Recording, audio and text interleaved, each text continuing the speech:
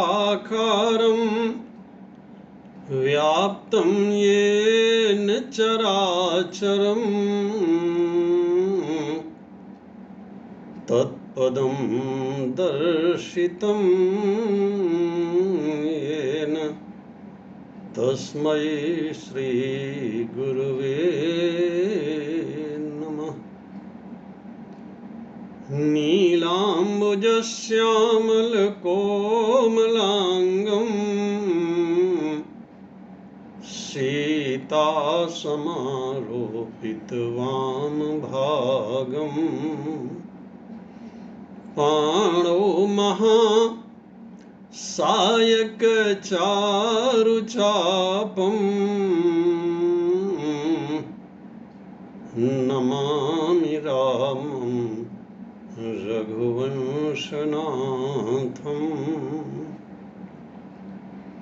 अतुलितबलधामं हेमशैलाभदेहं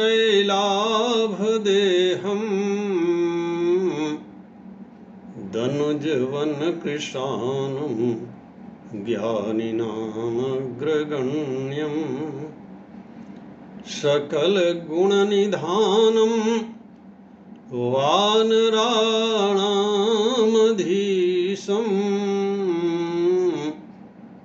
रघुपतिप्रियभक्तं वातजातं नमामि। वसुदेवसुतं देवं कंसचाणूरमर्दनं देवकी परमानन्दं कृष्णं वन्दे जगद्गुरुं।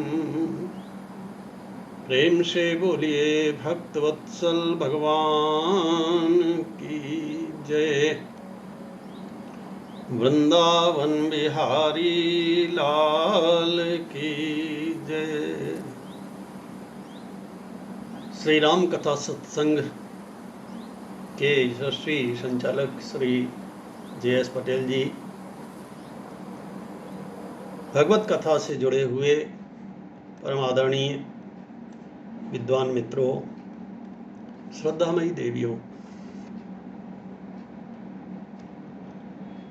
श्रीमद् भागवत गीता और श्री रामचरितमानस देखा जाए तो दोनों में बिंब प्रतिबिंब भाव है। जो बात भगवत गीता में सिद्धांत के रूप में कही गई है, वही बात श्री रामचरितमानस में व्यवहार में भी दिखाई देती है। व्यवहार में हमें महाभारत में भी ये सारी बातें मिलती हैं, लेकिन व्यवहार का जैसा सुंदर निरूपण श्री रामचरितमानस में हुआ है, वैसा महाभारत में नहीं हुआ है। क्योंकि महाभारत यथार्थ पर ग्रंथ है, श्रीमद् रामचरितमानस में यथार्थ भी है और वह आदर्शोन्मुख ग्रंथ है। आदर्श की पराकाष्ठा वहां दिखाई गई है। सो भगवान श्री कृष्ण अर्जुन के मन से जो देहाध्यास है उसे पूरी तरह से मिटाना चाहते हैं। इसलिए उन्होंने अर्जुन से सीधे सीधे बात कही कि जिनके लिए चिंता नहीं करनी चाहिए तुम उनके लिए चिंता कर रहे हो। अर्जुन ने कहा, महाराज मैं किसी के लिए नहीं कर रहा हूं, मैं तो केवल अपने लिए चिंता कर रहा हूं। तो भगवान श्री कृष्ण कहते हैं यह भी उचित नहीं है। अगर तुम अपने लिए चिंता कर रहे हो तो भी तुम्हारा कल्याण युद्ध करने में ही है। और अगर हम लोग इस बात को अपने संदर्भ में देखें तो ऐसे कह सकते हैं कि हमारा कल्याण भी अपने कर्तव्य कर्म के करने में ही है।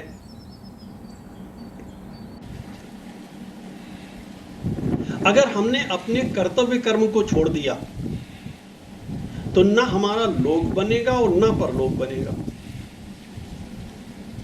इसी बात को स्पष्ट करते हुए भगवान श्री कृष्ण आगे कहते हैं, अर्जुन मरता कौन है? मनुष्य के मन में सबसे बड़ा भय होता है कहीं मैं मर न जाऊं। भगवान कहते हैं 5 प्रकार के शरीर होते हैं, 3 प्रकार के शरीर होते हैं और 5 प्रकार के कोष होते हैं, जिसके अंदर जो सबसे सूक्ष्म है आत्म तत्व वो छिपा हुआ है। थोड़ा एकाग्र होकर के सुनेंगे तो अधिक आनंद आएगा। सबसे बाहर है अन्नमय कोष, जो दिखाई दे रहा है ये हमारा शरीर, इसे अन्नमय कोष कहते हैं। इसके अंदर होता है प्राणमय कोष, उसके अंदर जाइए तो मिलेगा मनोमय कोष, उसके अंदर होता है विज्ञानमय कोष और उससे अंदर होता है आनंदमय कोष। तो यह जो आत्म तत्व है ये आनंदमय कोष में निवास करता है और यह इतना सूक्ष्म है, इतना सूक्ष्म है कि इसे किसी भी शस्त्र के द्वारा काटा नहीं जा सकता, आग में जलाया नहीं जा सकता, वायु से सुखाया नहीं जा सकता। भगवान श्री कृष्ण कहते हैं कि नैनम छिन्दन्ति शस्त्राणि नैनम दहति पावकः न चैनम क्लेदयन्त्यापो न शोषयति मारुतः। शस्त्र इसे काट नहीं सकता, अग्नि इसे जला नहीं सकता, वायु इसे सुखा नहीं सकता और जल इसे गीला नहीं कर सकता। बड़ी विचित्र बात है। भगवान श्री कृष्ण आत्म तत्व के बारे में बता रहे हैं। आत्म तत्व तो बहुत सूक्ष्म है। वेदों में एक श्लोक आता है आत्मा के बारे में, वहां कहा गया है कि अणोरणीयान महतो महीयान। आत्मा कैसा है? बोले अणु से भी अणुतर है, माने सूक्ष्म से भी सूक्ष्मतर है, सूक्ष्मतम है, सबसे सूक्ष्म है। उससे सूक्ष्म इस संसार में कुछ भी नहीं है। अणोरणीयान महतो महीयान, वो सूक्ष्म से सूक्ष्म है और विराट से विराट है। अणोरणीयान महतो महीयान आत्मा से जंतो निहितो गुहायाम।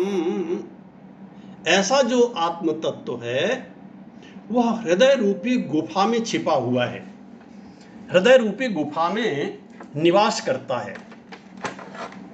आत्मा से जंतो निहितो गुहायाम तामाक्रतुः पश्यति वीत शोकः।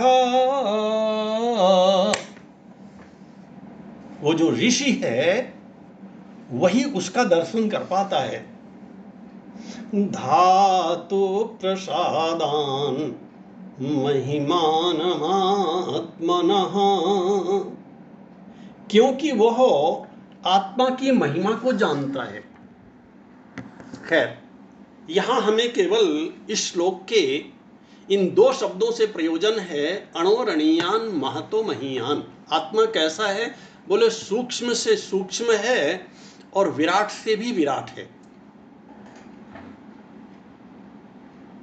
इतना सूक्ष्म है कि किसी भी प्रकार से उसे नष्ट किया ही नहीं जा सकता। अब देखो, जितने लक्षण अभी बताए गए, ये सब के सब लक्षण आकाश में घटित होते हैं,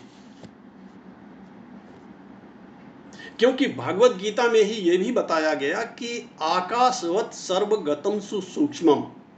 आत्मा कैसा है? बोले आकाश के जैसा है। जैसे आकाश सब जगह रहता है, आत्मा भी सब जगह रहता है, सर्वगत है। आप शरीर ले लीजिए, आपके शरीर में कौन सा हिस्सा ऐसा है जहां आत्मा न रहता हो?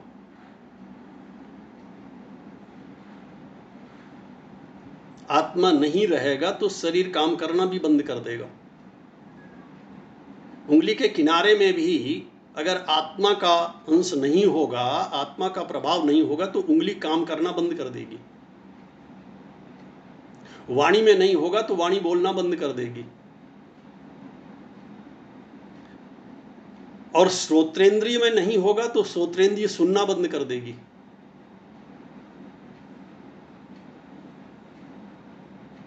यथा प्रकाशयत्येकः कृत्स्नं लोकमिमं रविः। भगवत गीता में भगवान श्री कृष्ण कहते हैं, अर्जुन, जैसे अकेला सूर्य सारे संसार को प्रकाशित करता है, क्षेत्रम क्षेत्री तथा कृत्स्नं प्रकाशयति भारतो, इसी प्रकार से वह जो आत्म तत्व है वो संपूर्ण शरीर को प्रकाशित करता है, माने संपूर्ण शरीर को कार्य के योग्य बनाता है। अगर वो ना हो तो हमारा शरीर काम नहीं कर सकता।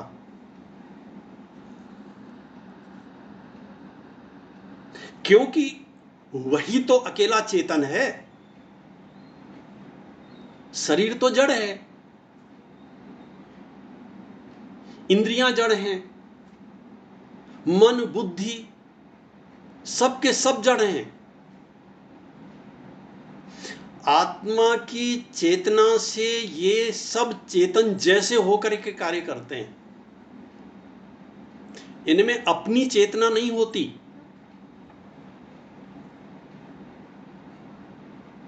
उधार की चेतना है। इसीलिए जब वह जो आत्म तत्व है इस शरीर को छोड़ देता है, शरीर तो वही है, पूरा का पूरा वही है। तारा से भगवान श्री राम ने कहा था कि क्षिति जल पावक गगन समीरा, पंच रचित अति अधम शरीरा। तारा, ये जो शरीर है ये तो पृथ्वी, अग्नि, जल, वायु और आकाश, इन 5 तत्वों से बना है। और प्रगट सुतनु तो आगे शोवा, वो शरीर तो तेरे सामने पड़ा हुआ है, तो तू रो किसके लिए रही है? अगर तू ये कहे कि नहीं महाराज, मैं शरीर के लिए नहीं रो रही हूं, मैं तो आत्म तत्व के लिए रो रही हूं, तो जीवन नित्य के ही लग तुम रोवा। इस शरीर को छोड़ दिया, वो दूसरे शरीर में चला गया। ये परिवर्तन तो बचपन से होता रहा है। जब से हमारा जन्म हुआ है, स्थूल शरीर हर क्षण बदलता रहा है। जो दिखाई देता है वो स्थूल शरीर है, इसके अंदर एक सूक्ष्म शरीर है, उसके अंदर एक कारण शरीर है।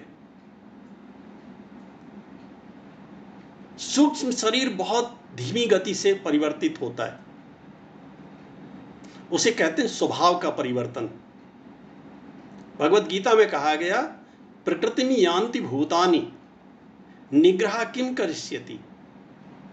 आप किसी को कितना भी उपदेश करो, वो व्यवहार तो अपनी प्रकृति के अनुसार ही करता है। प्रकृति माने स्वभाव, और ये जो हमारा स्वभाव है वो एक जन्म में नहीं बनता, अनेक जन्मों के संस्कार इकट्ठे होकर के हमारे स्वभाव को बनाते हैं। सो बहुत धीमी गति से जो सूक्ष्म शरीर है, सूक्ष्म शरीर माने ज्ञानेंद्रियां, कर्मेंद्रियां, पंच प्राण, मन और बुद्धि। कुछ विद्वानों ने इन 17 तत्वों को माना, और कुछ लोग कहते हैं नहीं, इसमें मन, बुद्धि, चित्त और अहंकार, इन 4 को जोड़िए तो 19 तत्व होते हैं। ये सूक्ष्म शरीर है, इसमें बहुत धीमी गति से परिवर्तन होता है। होता तो है, वैसा नहीं होता जैसे शरीर में होता है। शरीर का परिवर्तन दिखाई देता है। आप बचपन का फोटो देखो, फिर युवावस्था का फोटो देखो,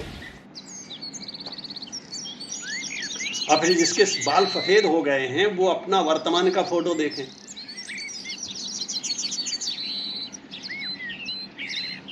तो यह जो परिवर्तन हुआ, ये परिवर्तन कितने समय में हुआ? ये तो हर क्षण हो रहा था। हम इस परिवर्तन को समझ नहीं पा रहे थे। भगवान श्री कृष्ण कहते हैं, अर्जुन, स्थूल देह का अथवा अन्नमय कोश का, जो भी चाहे कह लीजिए उसे, जो दिखाई देता है, इस शरीर का परिवर्तन ही तो मृत्यु है। इसमें ऐसी कौन सी बात है जिसमें दुखी हुआ जाए? अर्जुन ने कहा, महाराज, मैं अपने भविष्य के बारे में सोच रहा हूं।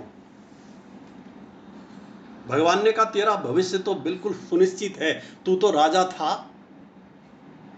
राजा है और राजा रहेगा। ये भगवान हमारे और आपके लिए कह रहे हैं। अगर हमारा जीवन भगवत गीता के अनुसार हो जाए तो सच में हम राजा थे, हैं और सदा सदा रहेंगे। ये शब्द तो बहुत छोटा है, क्योंकि राजा के जीवन में भी बहुत सारे झंझट होते हैं। हमारे जीवन में केवल और केवल आनंद होगा, आनंद को छोड़कर और कुछ भी नहीं होगा। क्योंकि ऐसा एक भी प्रश्न नहीं है जिसका उत्तर भगवत गीता में सीधे सीधे न दिया गया हो।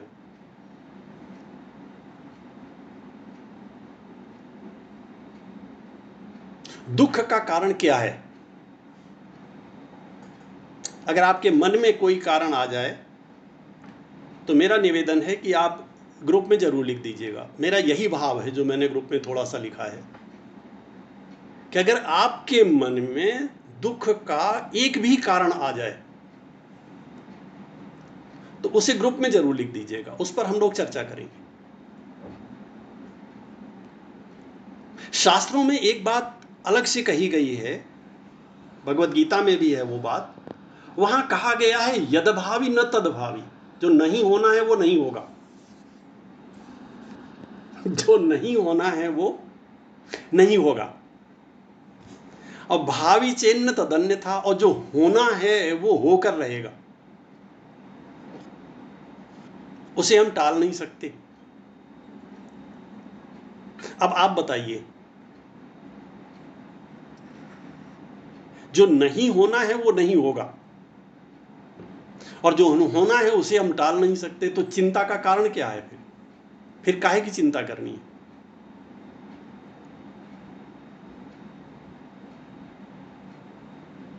हम कुछ भी तो नहीं कर सकते, केवल चिंता कर सकते हैं। और शास्त्रकार कहता है, चिंता में और चिता में बहुत थोड़ा ही सा अंतर होता है। शब्दों में भी देखिए आप, तो चिंता और चिता लिखिए, अंतर क्या है? एक बिंदी का अंतर है बस। और क्या अंतर है? बोले दूसरा अंतर यह है कि चिता तो मरने के बाद जलाती है, चिंता जीवन रहते जलाती है। चिंता चिता समायुक्ता विन्दुमात्रं विशेषतः सजीवं दहते चिंता। जब जीवन होता है तो चिंता जलाती है, और निर्जीवम दहते चिता, और जब प्राण निकल जाता है तो चिता जलाती है। जबकि चिंता का कोई कारण नहीं है। भगवान से अर्जुन ने कहा कि कन्हैया बात तो बिल्कुल सही है, आप ये भी गारंटी दे रहे हो कि अगर युद्ध में मैं मारा जाऊंगा तो मेरे को स्वर्ग का राज्य मिलेगा, लेकिन मेरे गुरुजनों का क्या होगा? अब आप थोड़ा ध्यान से सुनिएगा, क्योंकि अर्जुन ने इतनी अच्छी बात कही, भगवान ने इतनी अच्छी बात कही। उन्होंने कहा अर्जुन, इस युद्ध में अगर ये मारे जाएंगे तो इनका भी कल्याण होगा। अर्जुन को आश्चर्य हुआ, इनका कल्याण कैसे होगा? कन्हैया ये बात तो मुझे बिल्कुल समझ में नहीं आई। बोले अर्जुन, इन्होंने दुर्योधन का पक्ष ग्रहण किया है, सो अब ये जितने दिन जिएंगे दुर्योधन की शक्ति बढ़ाएंगे, वह पाप करेगा, वह पाप इनके खाते में भी जाएगा। और जब यह सुनिश्चित हो जाए कि अब मेरे जीवन में केवल पाप ही होगा, अगर ऐसी परिस्थितियां बन जाएं कि हमें ऐसा लगने लगे कि अब हम जितने दिन जीवित रहेंगे बस हमसे केवल पाप ही होगा, तो जीवित रहना अच्छा है या उसी दिन शरीर छोड़ देना अच्छा है?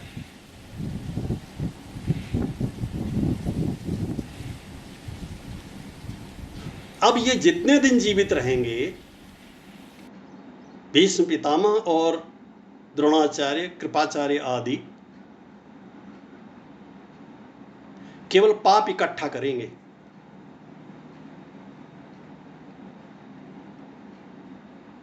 इसलिए मैं कहता हूं, भगवान कहते हैं कि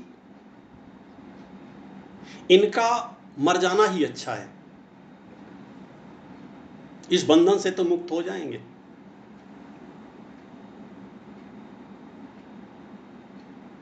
और तारा से भगवान ने क्या कहा?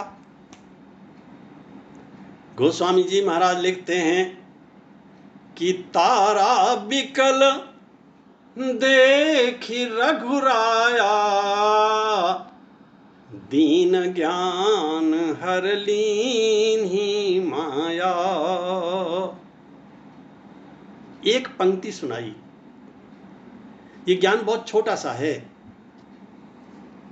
अर्जुन से भी भगवान श्री कृष्ण ने केवल इतना ही बताया है कि क्षिति जल पावक गगन समीरा, पंच रचित यति अधम शरीरा। थोड़ा ध्यान दीजिए, तो आकाश सबसे सूक्ष्म है। ये जो 5 बताए गए, इनमें से सबसे सूक्ष्म है आकाश।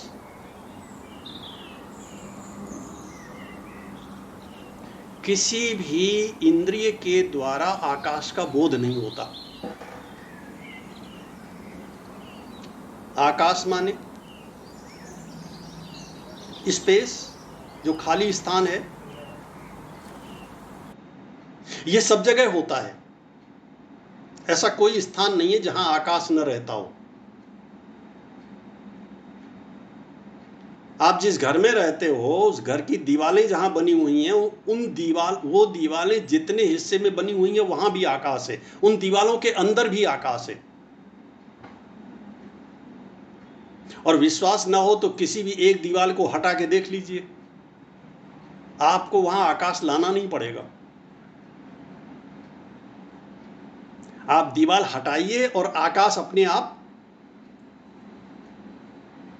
इसके माने पहले से था। यदि न होता तो जैसे आप कहीं से मिट्टी निकालिए तो वहां गड्ढा हो जाता है, फिर वो गड्ढा मिट्टी से ही भर सकते हैं। उस गड्ढे को भरने के लिए मिट्टी को लाना पड़ता है। आकाश को भरने के लिए मिट्टी कुछ लाना पड़ता है क्या? आकाश लाना पड़ता है क्या?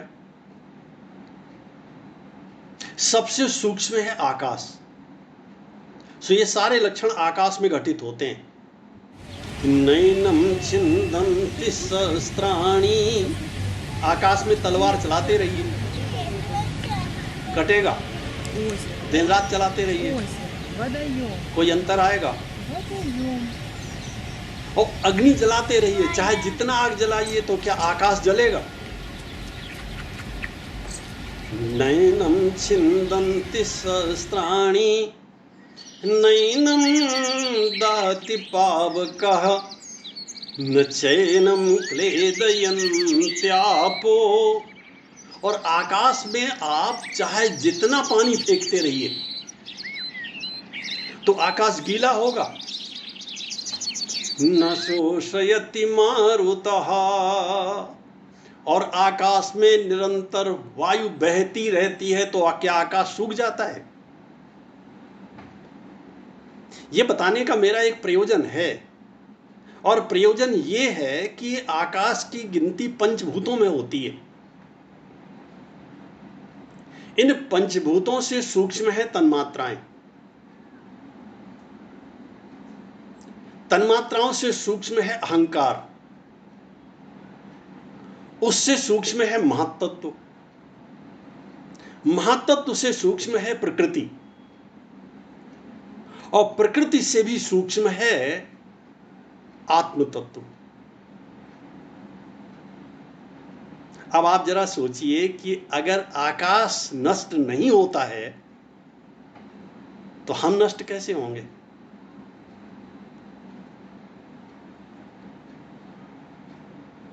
आकाशवत सर्वगतम सुसूक्ष्मम, क्योंकि हमारा जो आत्म तत्व है वह अत्यंत सूक्ष्म है। सूक्ष्मता के कारण उसे कोई नष्ट नहीं कर सकता। एक बात और बताऊं आपको,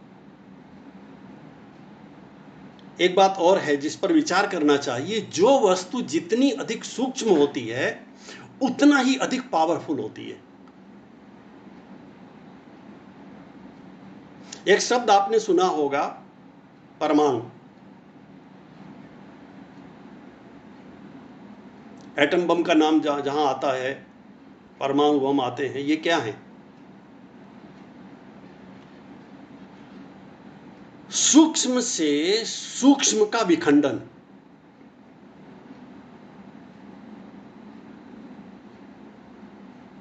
उससे शक्ति का, उससे ऊर्जा का प्रस्फुटन।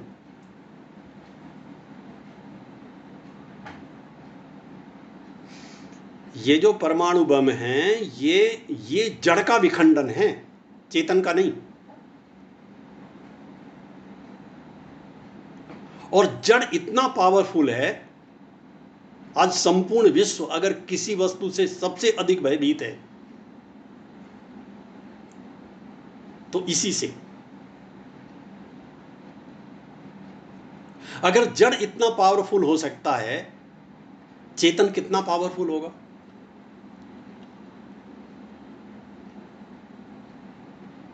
इसीलिए हमारे ऋषियों ने, आज का वैज्ञानिक बाहर का अनुसंधान करता है, हमारे ऋषियों ने आंतरिक अनुसंधान किया। आज का वैज्ञानिक जड़ का अनुसंधान करता है, हमारे ऋषियों ने चेतन का अनुसंधान किया।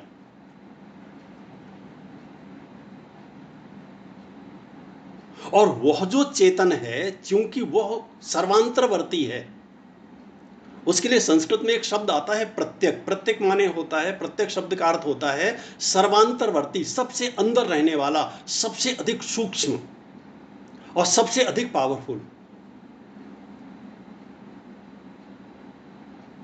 इतना सूक्ष्म होने के बाद भी वो इतना शक्तिशाली है कि जड़ को भी अपने जैसा बनाने की सामर्थ्य है उसमें। हमारे शरीर में सब कुछ जड़ है। ये जो पंचकोश जिनका मैंने नाम लिया, ये जड़ हैं। 3 शरीर, स्थूल शरीर, सूक्ष्म शरीर, कारण शरीर, जड़ हैं। इन सबको वह इतना शक्तिशाली बना देता है, इतना शक्तिशाली बना देता है कि हमें चेतन जैसे लगते हैं। हमें कहां लगता है कि हम जड़ हैं?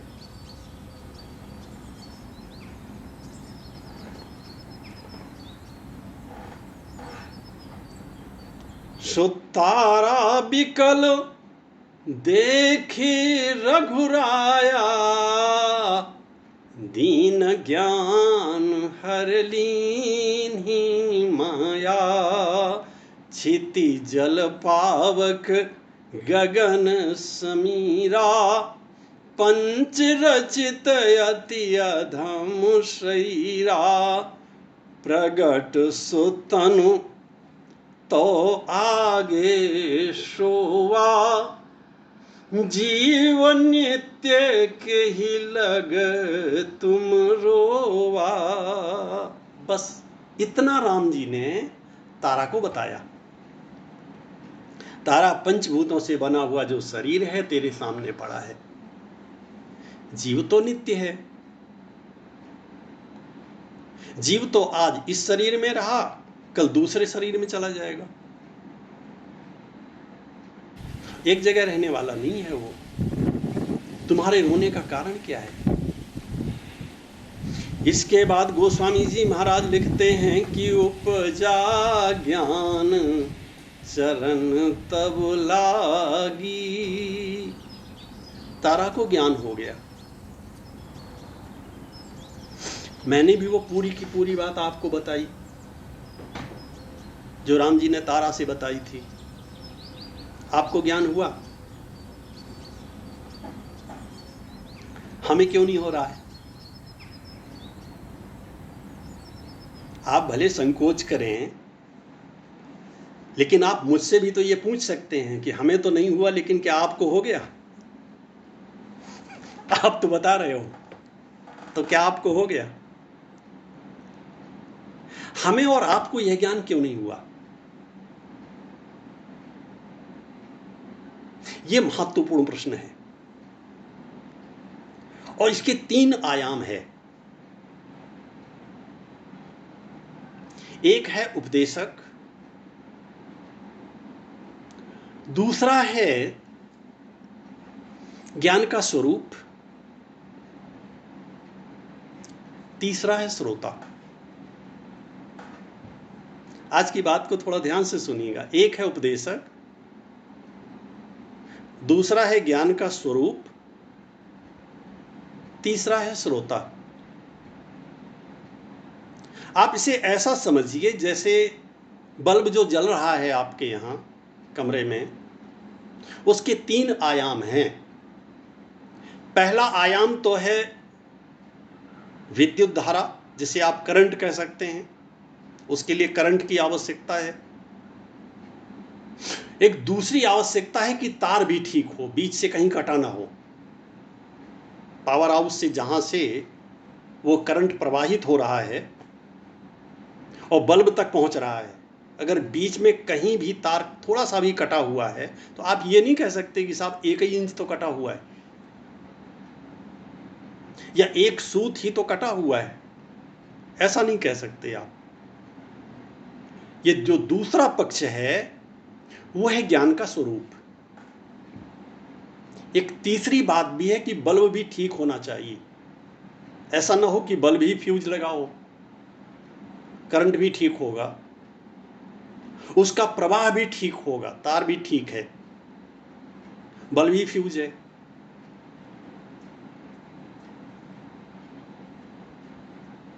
अब आप देख लीजिए, हमारे सामने 3 धर्म ग्रंथ हैं, एक है भागवत, दूसरा है गीता और तीसरा है श्री रामचरितमानस। भागवत में देखिए पावर कहां से आ रहा है।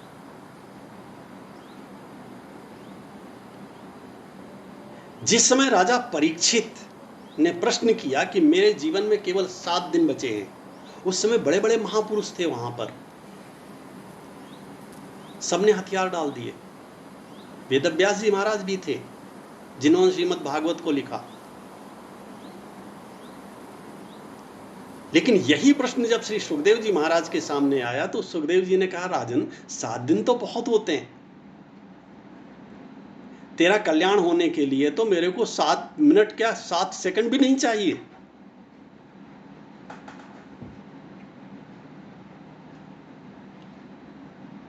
क्योंकि सुखदेव जी महाराज की ब्रह्म दृष्टि थी। सुखदेव जी महाराज केवल एक बार परीक्षित की ओर ठीक से देख लेते, परीक्षित का मोक्ष हो जाता। क्योंकि श्री सुखदेव जी महाराज जैसे संतों का दर्शन कहां होता है, जिनके लिए लिखा है कि मुख देखत पातक हरें, मुख देखत पातक हरें और परसत कर्म बिलाही। ऐसे संतों का अगर दर्शन हो जाए तो हमारे सभी पाप नष्ट हो जाएं। अगर वे हमारा स्पर्श कर दें, हमारे सारे कर्म नष्ट हो जाएं। मुख देखत पातक हरें अपरसत कर्म बिलाही, बचन सुनत मन मोहगत पूरब पुण्य मिलाही। और उनके मुख से जब गंगा प्रवाहित होती है तो व्यक्ति सम्मोहित हो जाता है। एक बार विवेकानंद जी से पूछा गया था, श्री कृष्ण बंसी बजाते थे तो गोपियां उनके पीछे कैसे दौड़ने लगती थीं। एक दिन का वक्तव्य था और उस वक्तव्य में वो बड़ा अच्छे विषय को लिए हुए थे। लोग खड़े थे, चौराहे पर बोल रहे थे। धीरे धीरे वो पीछे हटते गए, लोग आगे बढ़ते गए। लोगों को मालूम ही नहीं था कि हम चल भी रहे हैं। वक्तव्य चौराहे पर हो रहा था। स्वामी जी थोड़ी देर के लिए रुके। उन्होंने कहा, एक दिन आपने प्रश्न किया था कि श्री कृष्ण बंसी बजाते थे तो गोपियां कैसे दौड़ी चली आती थीं। आपको पता नहीं है कि आप कितना आगे बढ़ आए हैं और मैं कितना पीछे हो गया हूं। अगर मेरी वाणी में इतना आकर्षण हो सकता है तो वह तो कृष्ण की वाणी थी, कृष्ण की वंशी थी। वो वंशी मेरे द्वारा बजाई गई नहीं थी। सुमुख देखत पातक हरें अपरसत कर्म बिलाही, बचन सुनत मन मोहगत पूरब पुण्य मिलाही। ऐसे संतों का दर्शन बड़े भाग्य से होता है। आज की कथा को हम यहीं विश्राम देते हैं। अब इसी विषय को हम लोग यहीं से कल फिर शुरू करते हैं। प्रेम से बोलिए भक्त वत्सल भगवान की जय। वृंदावन बिहारी लाल की जय।